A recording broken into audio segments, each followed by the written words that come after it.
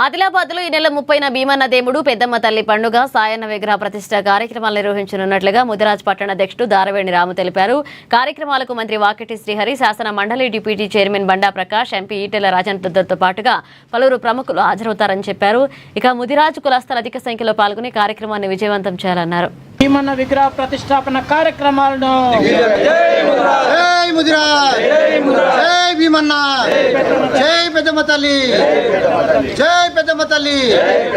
పండుగ సాయన విగ్రహ ఆవిష్కరణ కార్యక్రమాన్ని దేవుడు పెద్దమ్మ తల్లి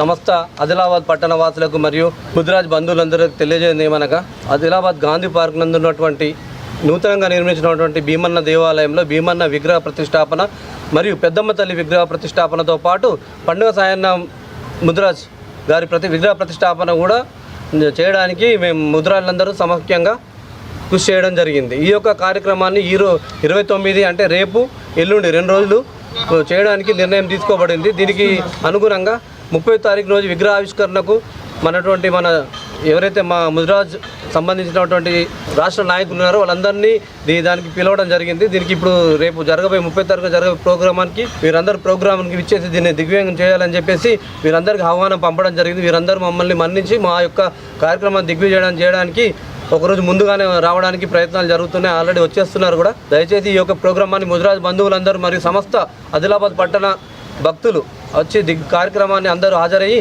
కార్యక్రమాన్ని దిగ్విజయం చేయాలని చెప్పేసి చుట్టుపక్కల విలేజ్ల నుండి కూడా అందరినీ ఇన్వైట్ చేయడం జరిగింది. దీనికి అందరూ రావాల్సిందిగా పేరు పేరున